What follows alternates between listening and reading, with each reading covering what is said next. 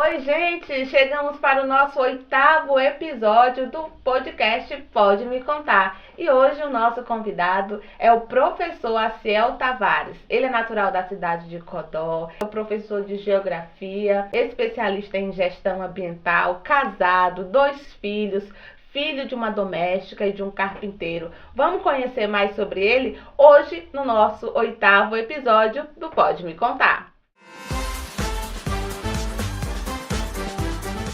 Seja bem-vindo, professor, ao nosso podcast. Obrigado pelo convite, Eda. Já quero agradecer ao convite e te desejar muita sorte no teu projeto e em breve você possa ser referência na região leste. Obrigada. Como podcast, como entrevistadora, como mulher, como futura professora, essas coisas todas aí que vocês correm atrás. Muito obrigada. E eu quero já começar para você falar pra gente. Hoje você é professor. Sim. Né? Nem sempre teve essa bagagem que tem hoje, essa referência na cidade, né, no município de Codó.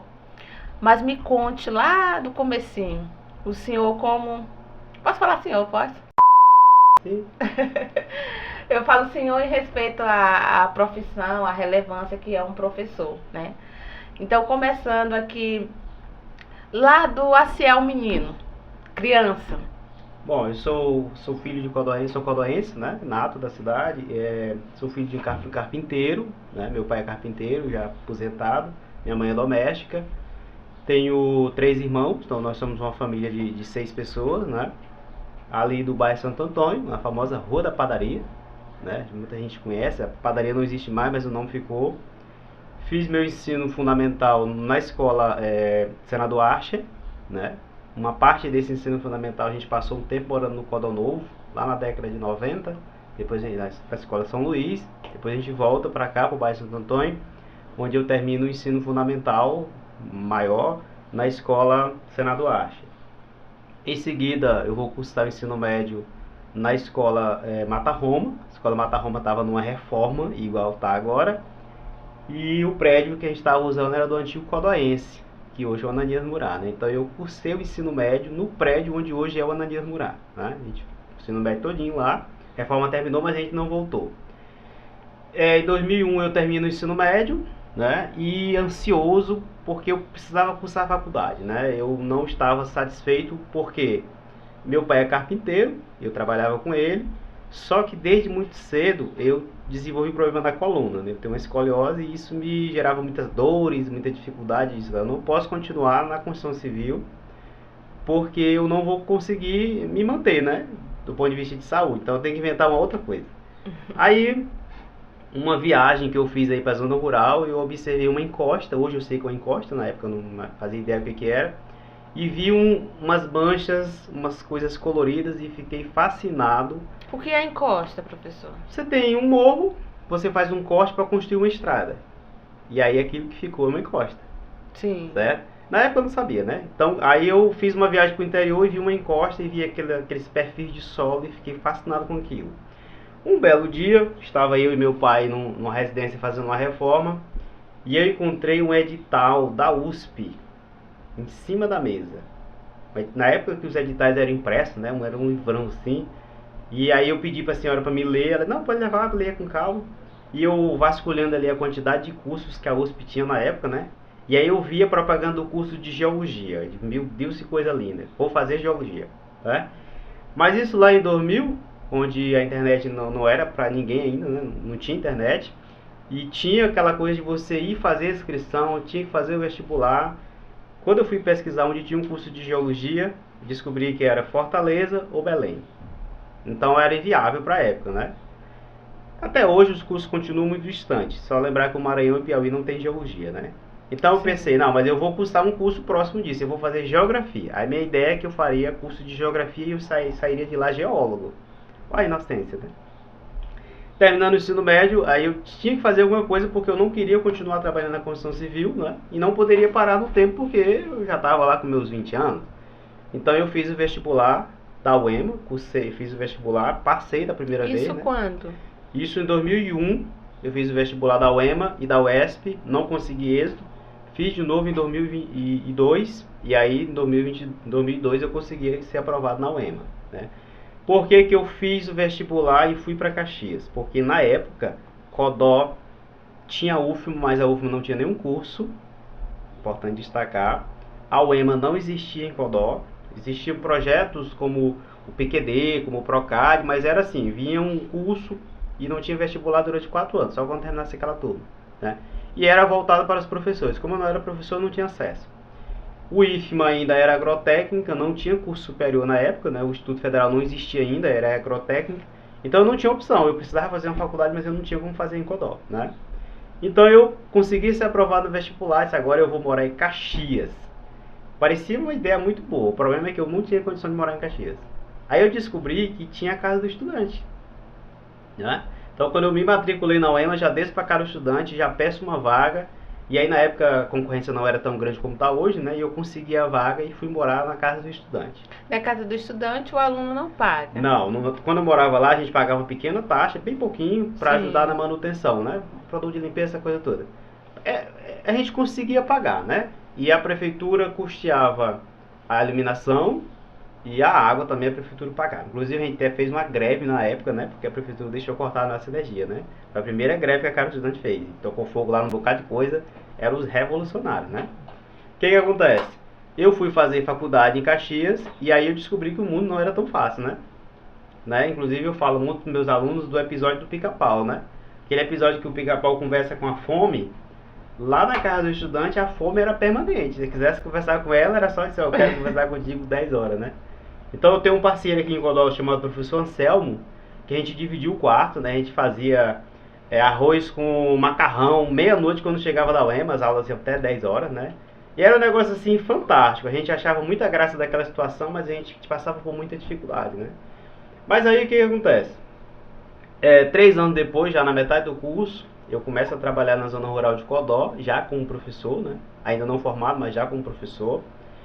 E em 2006 eu fiz um concurso em Caxias para professor de ensino fundamental, consegui ser aprovado. Em 2007 a prefeitura me chama e eu consegui conciliar os 2 serviços, em Codó, em Caxias. E já estava bem próximo do fim do curso, né, as disciplinas à noite, eu consegui nos próximos 2 anos trabalhar nas 2 cidades e terminar minha faculdade. Foi uma correria, um negócio assim desesperador, mas eu terminei a faculdade, né? Para mim foi um ponto muito importante da minha vida, porque a partir dali, além da formação, né, que me gerou uma consciência diferente, eu comecei a trabalhar nas escolas do ensino médio. O meu foco era ser professor de ensino médio. Eu achava que aquilo ali era a coisa mais importante do mundo, né, naquele período. Então, em 2008, no finalzinho de 2008, eu termino o curso, colo o grau, volto para Codó, né, volto no sentido de voltar a morar, né? Já estava casado, voltei a morar em Codó, e aí eu começo a dar aula no Despertar, no Polegar, que eram as escolas particulares. O Polegar ainda existe, mas o Despertar na época, o Polegar e Despertar eram os 2 maiores, né? O Batista estava despontando ali. Entro numa especialização em gestão ambiental e viro tutor da UEMA, né? Lembrando que essas coisas tudo via seletivo, né? Sim. Então era uma correria. Eu trabalhava em 4 escolas, era um desespero, né? E aí minha filha nasceu e era aquela agonia, né? De cuidar de criança e aí ir para a escola e dar aula num monte de lugar. Mas qual era o meu objetivo? Ser funcionário público. Eu tinha como meta ser funcionário público. Por quê? Porque eu sabia que eu só ia ter estabilidade quando eu tivesse efetivo num cargo público, né? E eu tinha me formado para ter estabilidade, né? Eu não estava com a intenção de disputar vaga em escola particular para não ter opinião.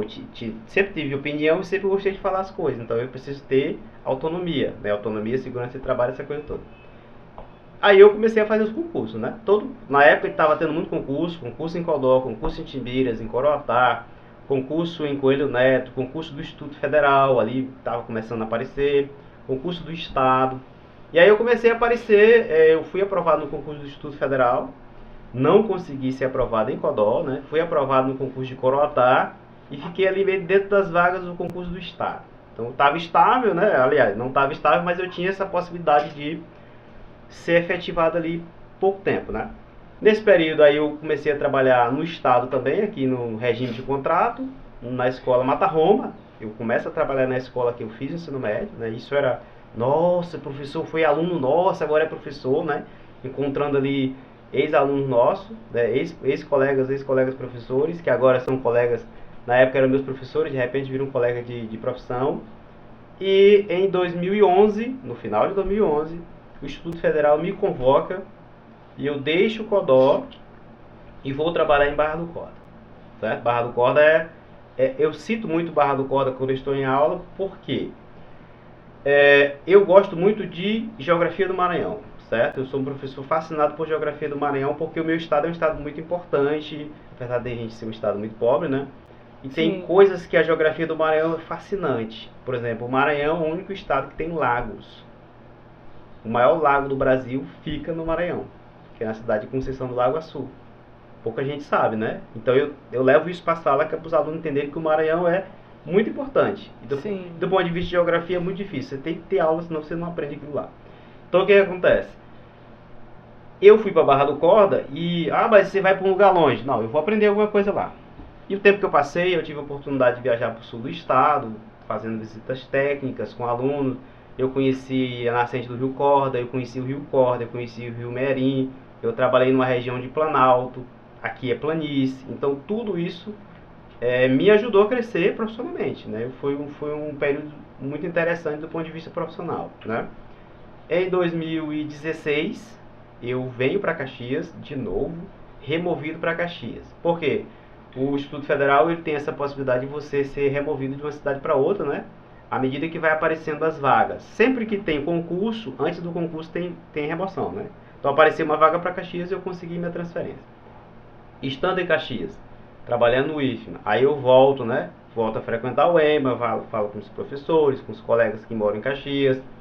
Estou mais próximo, eu não passo 4 dias lá como eu passar em Barra do Corda, eu vou e volto. Meus filhos já estão maiores, já isso me dá mais liberdade. Com o tempo minha renda foi aumentando, isso me gerou uma qualidade de vida melhor. Sim. Caxias me possibilitou crescer muito mais profissionalmente. O Instituto já mais evoluído, com mais políticas. Aí a gente vai entrando naquelas crises econômicas, né? 2016, 2017, por aí assim, a Dilma e o Temer, aí o Instituto entra numa crise terrível e para de ter visita, aquilo gerou uma certa frustração. Mas o Instituto ele não vai fechar por conta desses políticos, né? Ele vai continuar. No período de pandemia, a gente ficou proibido de sair de casa, né? Sim. Eu passei 2 anos sem ir para Caxias, foi um período muito ruim, porque dar aula remotamente é muito ruim, né? Eu não tinha contato com os meus alunos, eu não sabia se eles estavam aprendendo alguma coisa, muitos alunos só abriam lá. Aí, ao término da pandemia, a gente volta para Caxias, certo? E no ano passado, exatamente em maio do ano passado, eu consigo finalmente a minha permuta para Codó. Então hoje eu sou professor do IFMA Campus Codó, né? Lá com os meus 17 anos de professor, né? Então já faz algum tempo que eu estou sendo professor, com os meus 12 anos de IFMA, 12 anos de Instituto Federal, né? Tenho como metas, no espaço de tempo não muito distante, cursar o mestrado, né, para melhorar a minha qualificação profissional e fazer uma educação melhor, né? Eu tenho como meta que os meus alunos sejam os melhores da cidade, apesar das dificuldades que o Instituto Federal enfrenta do ponto de vista financeiro, né? Você falou aí dos filhos, né? O quão difícil é aí ter que estudar e a criança ali ainda pequenininha.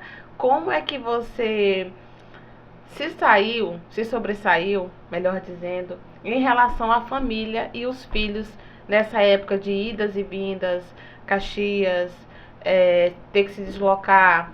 Como é que ficou em relação à família? Então, foi um período muito difícil. Quando meu filho nasceu, o Acel II, eu estava indo para Barra do Corda, no início de lá, e eu ia toda semana, e muitas vezes eu ia, ele ficava em casa doente, criança adoece muito, né? E aí o papel da esposa, né? Eu tenho uma esposa muito guerreira, porque eu passei 5 anos indo para Barra do Corda, toda semana, né? Com a exceção das férias. E em momento algum ela reclamou porque eu tinha que ir. Eu disse, não, eu tenho que ir porque eu tenho que trabalhar, né? Eu dei a opção para ela a gente morar lá. Ela disse, não, porque eu tenho um pai e mãe idoso aqui, eu não quero sair. Não, tudo bem, então, mas eu vou precisar ir, né? Então a criação dos meus filhos nessa primeira parte foi essencialmente dela, entendeu? E com as dificuldades, né? Porque criança adoece, precisava levar para a escola já bem no comecinho, né? Mas foi uma fase difícil que a gente conseguiu superar. E isso gerou o quê? Experiência, né? Eu falo isso em sala de aula com meus alunos. Não casem antes de vocês se formarem. Por quê? Eu casei, eu estava no fim do curso, bem pertinho de terminar. Só que eu tinha que terminar o curso e tinha que trabalhar porque eu tinha casado. Isso gerou um imbróglio muito grande, porque eu não tinha tempo de ir, por exemplo, à universidade à tarde, eu só podia ir à noite.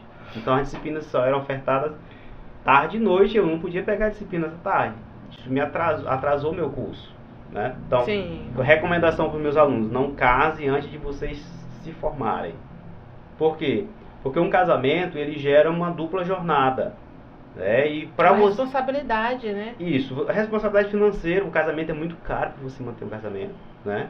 E, infelizmente, hoje você não consegue um emprego de qualidade se você não tiver um curso superior, né? O mercado é muito exigente, e no caso de Codó, que é uma cidade comercial, né? Não é uma cidade industrial, apesar de ter duas indústrias de grande porte, o que predomina em Codó é o comércio. E o comércio, ele é muito exigente, você precisa ser muito qualificado para trabalhar no comércio, né? As pessoas acham que não, mas você tem que ser qualificado. Então, para os jovens, sobretudo, que é o meu público-alvo, que são os meus alunos do ensino médio, você precisa ser qualificado para ingressar no mercado de trabalho. E o casamento antecipado, aquele casamento que você faz antes de formar, isso gera uma ocupação extra. Então, o ideal é que você se forme primeiro, depois você casa. É uma conversa que eu tenho com eles, com todos os alunos que eu tenho a possibilidade de trabalhar. Alguns aceitam, outros não, mas vai levando, né? Fala assim, ó, a gente vai se encontrar no Mateus. Mateus é o ponto de referência, né? Uma vez por mês eu vou ao Mateus fazer compra e eu encontro ex-alunos meus lá, né? Alguns casados, outros em processo de casamento. E eu olho para eles empurrando aquele carrinho cheio de mercadoria e só aí, ó, que eu falei, viu? Casamento é caro. Mas é assim.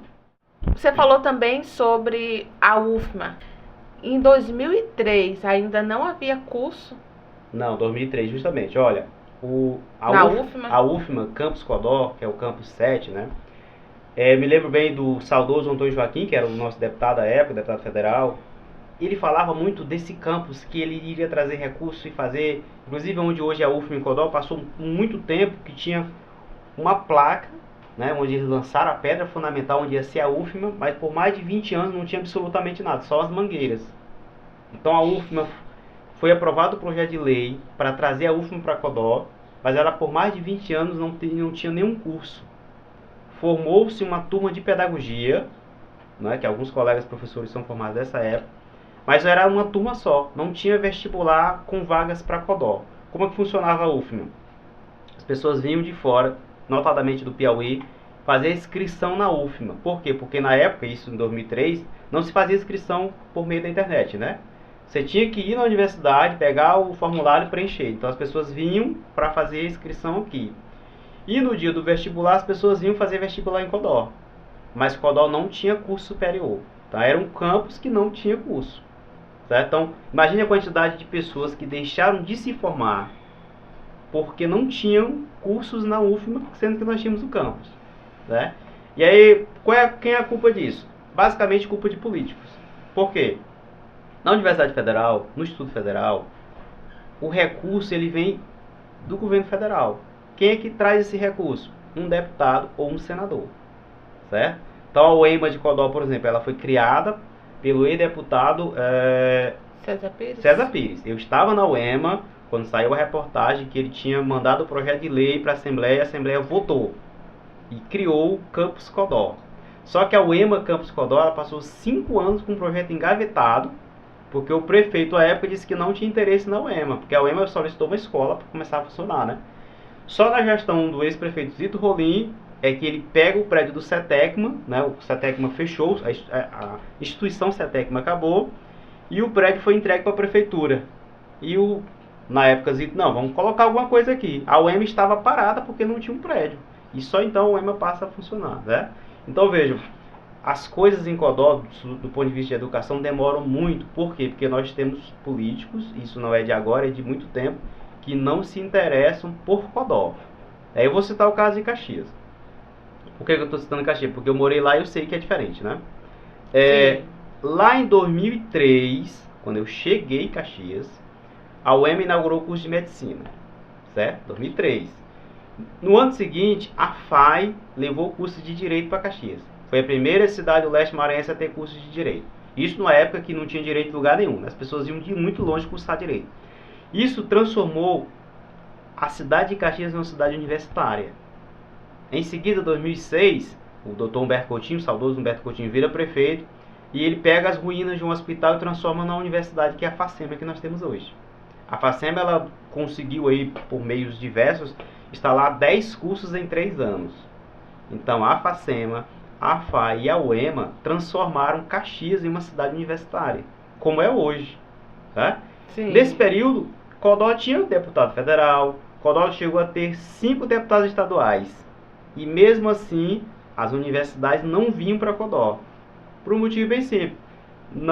Os políticos não tinham interesse e os grandes empresários da cidade também não demonstravam interesse.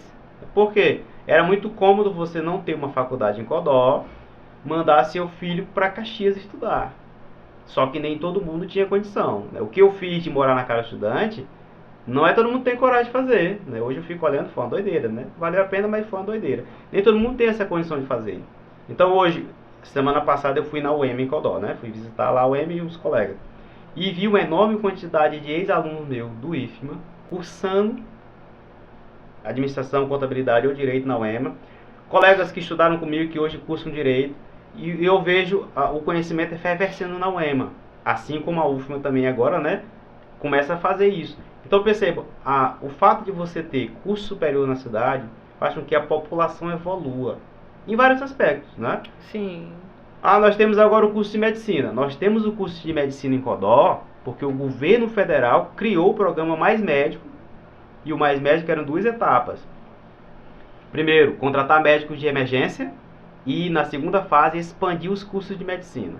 E Codó foi contemplada com o curso de medicina. Teve questão política, sim. Mas não teve nenhum político que foi buscar esse curso de medicina, não. O governo federal chegou e disse, o curso vai vir para Codó desde que vocês se adaptem. Tanto é que a contrapartida da prefeitura é o quê? Transformar o HGM em hospital universitário. Tá lá. O hospital universitário da cidade de Codó vai ser o HGM. Não sei exatamente quando, mas é a contrapartida da prefeitura.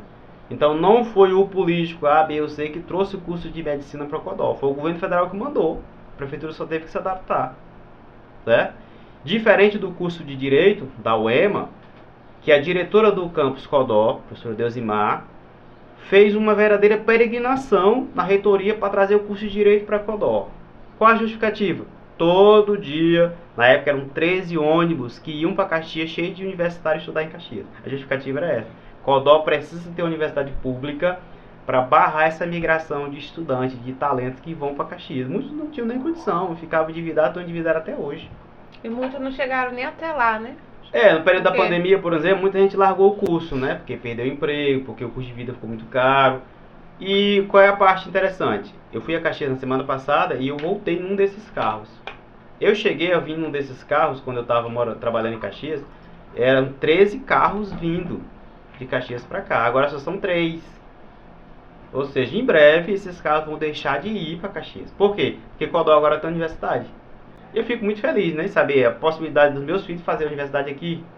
Sim. Não esquecendo, o Instituto Federal tem 6 cursos superiores, A partir de quando? A partir de 2013, 14, quando há essa possibilidade, o governo transforma as escolas agrotécnicas do Cefet em Instituto Federal. E aí está essa possibilidade de você transformar os cursos técnicos, agropecuário, agroindústria, meio ambiente e informática em curso superior, que nós chamamos de verticalização, Aí tipo, Codó tem agronomia, no campus Codó, tem ciência agrária, tem química, tem matemática, tem ciência de alimento e tem biologia.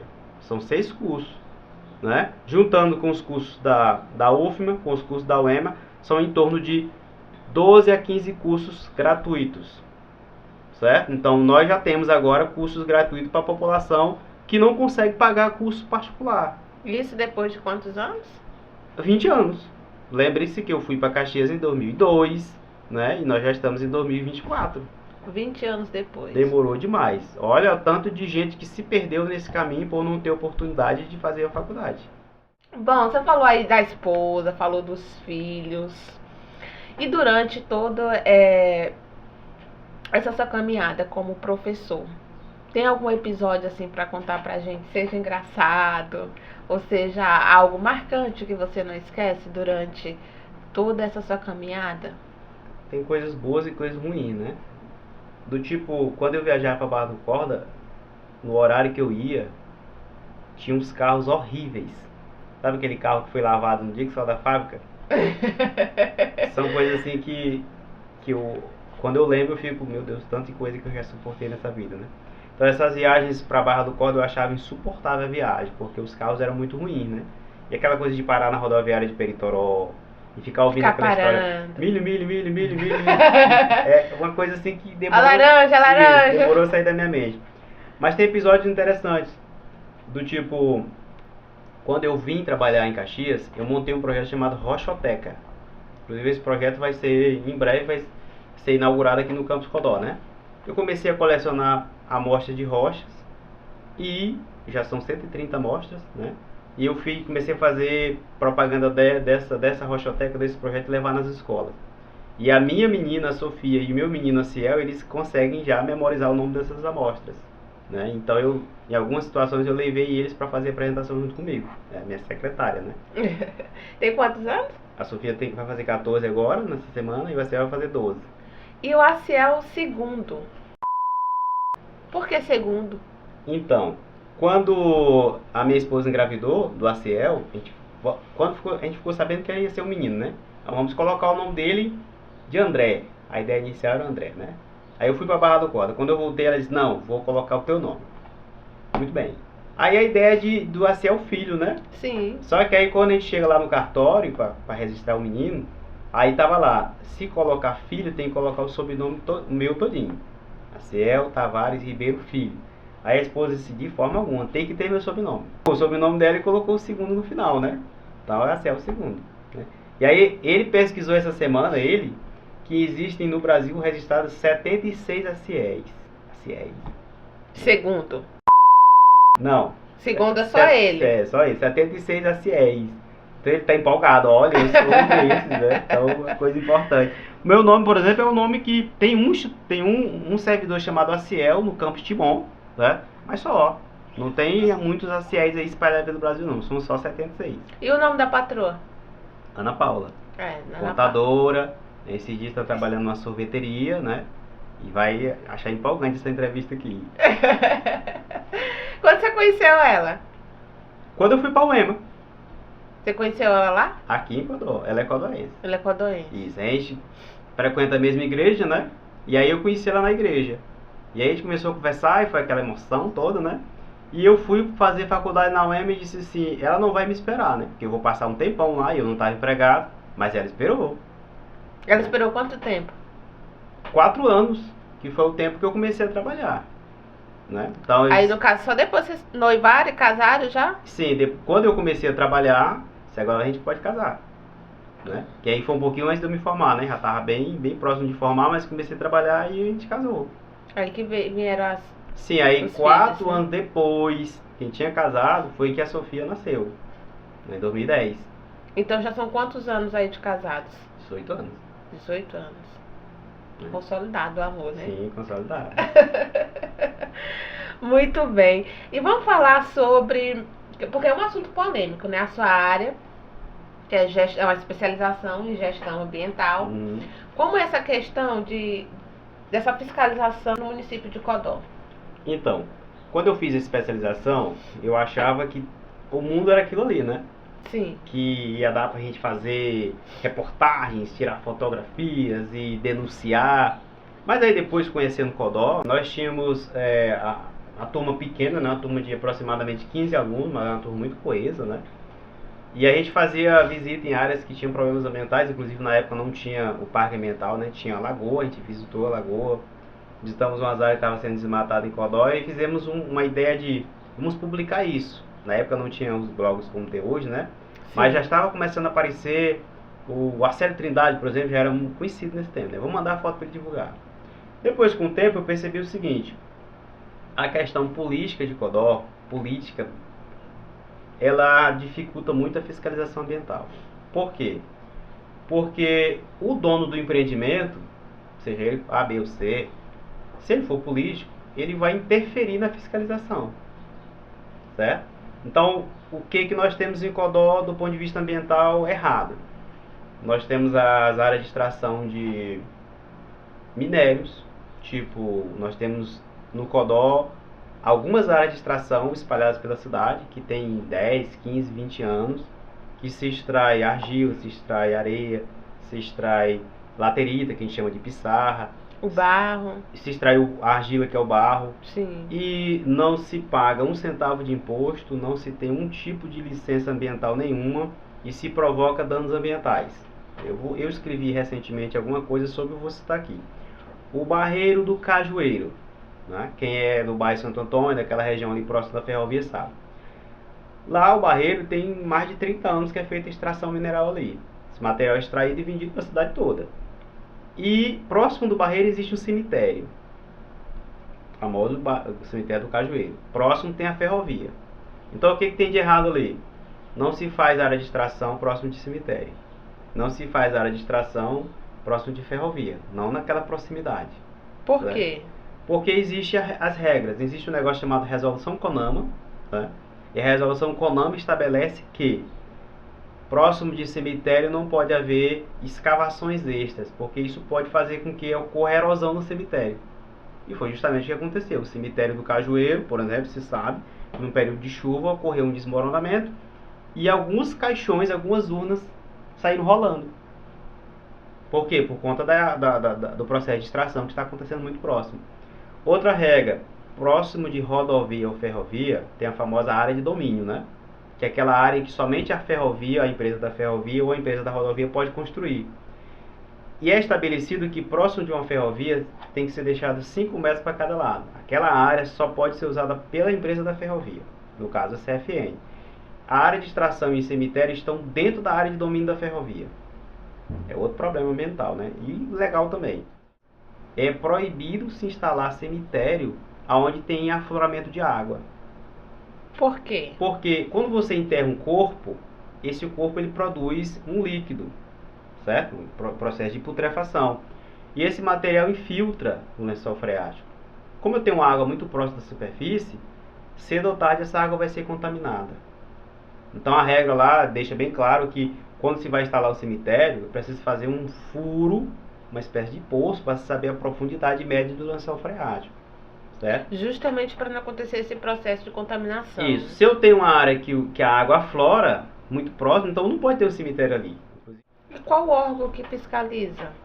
Então, que é responsável por esse setor? Da questão da mineração, nós temos a Agência Nacional de Mineração, né, que é a nível federal, e a Secretaria de Meio Ambiente ela pode fazer algumas fiscalizações. Ela não pode, por exemplo, dar a licença para fazer extração, porque ela não tem essa competência legalmente, mas ela pode liberar a licença de uso e ocupação do solo, certo? Então, se eu sou secretário de meio ambiente da cidade e eu recebo um documento dizendo, olha, eu quero instalar um cemitério muito próximo do brejo, a secretaria não pode liberar esse documento, por causa da proximidade com o brejo, seguindo a legislação federal, né?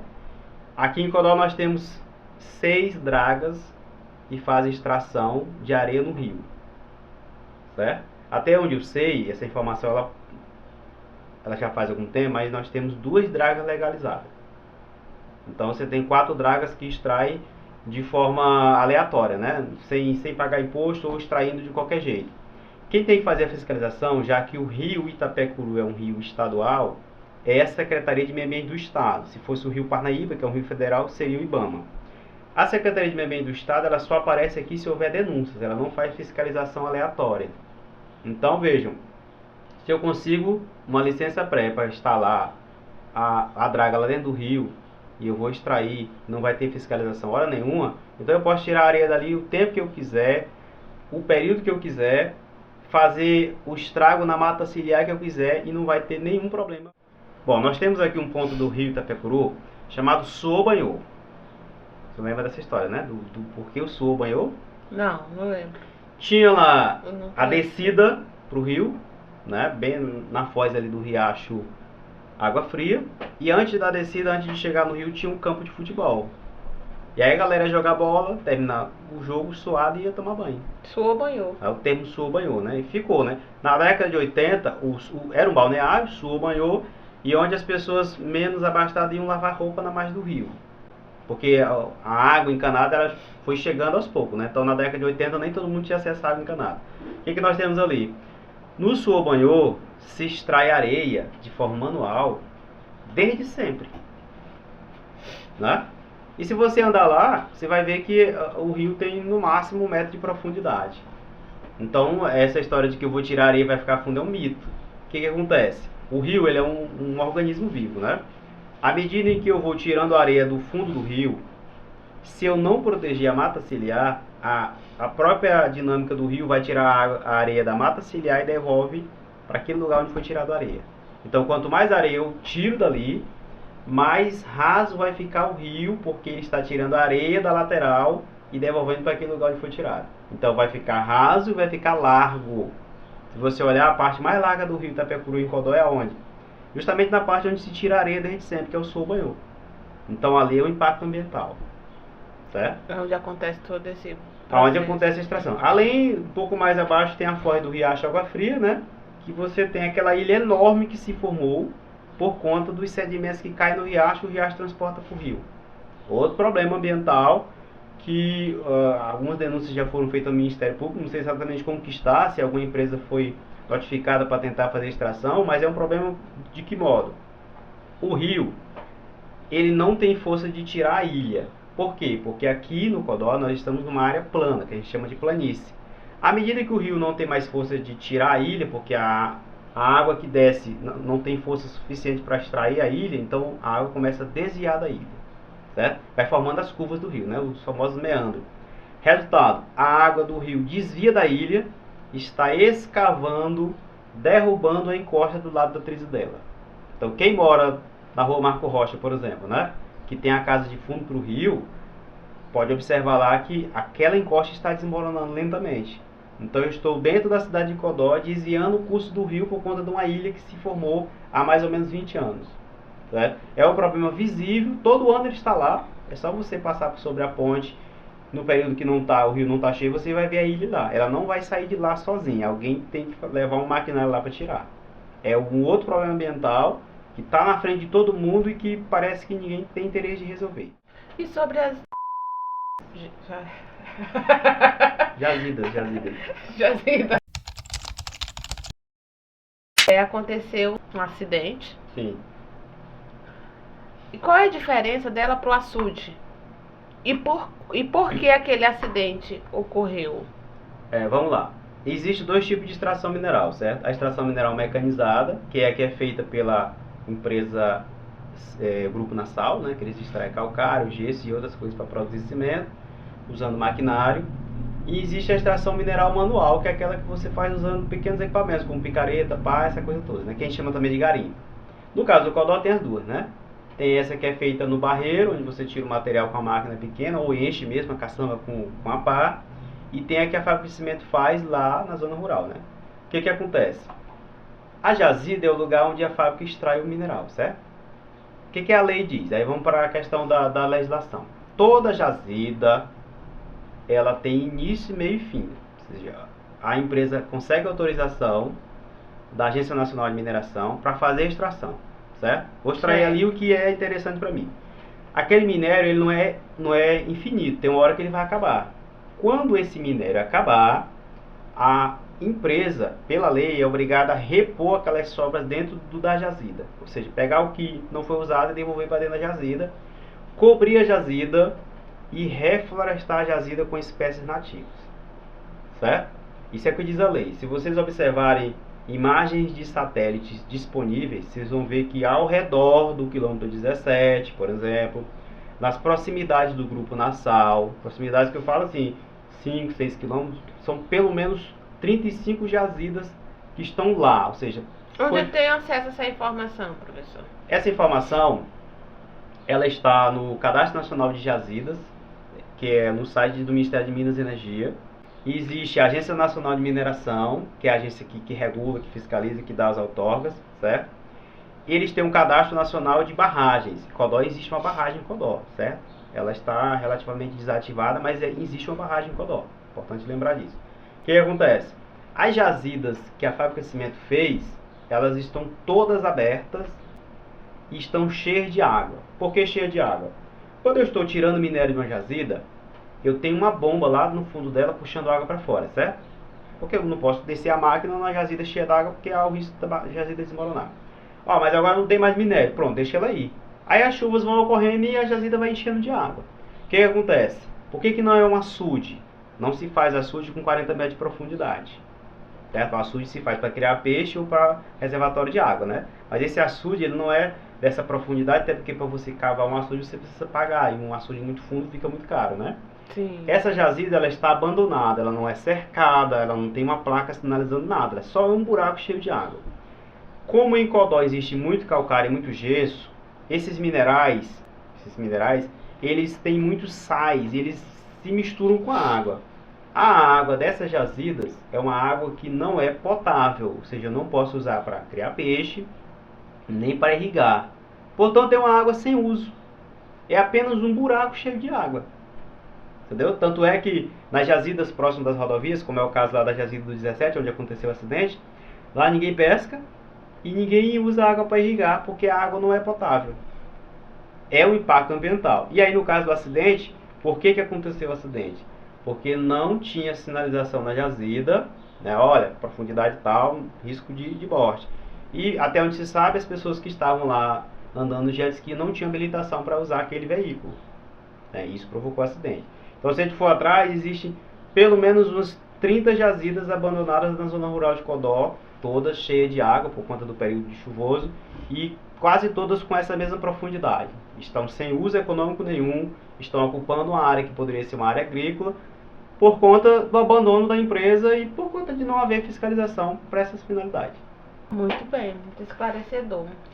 Professor, chegamos aqui ao fim do nosso episódio.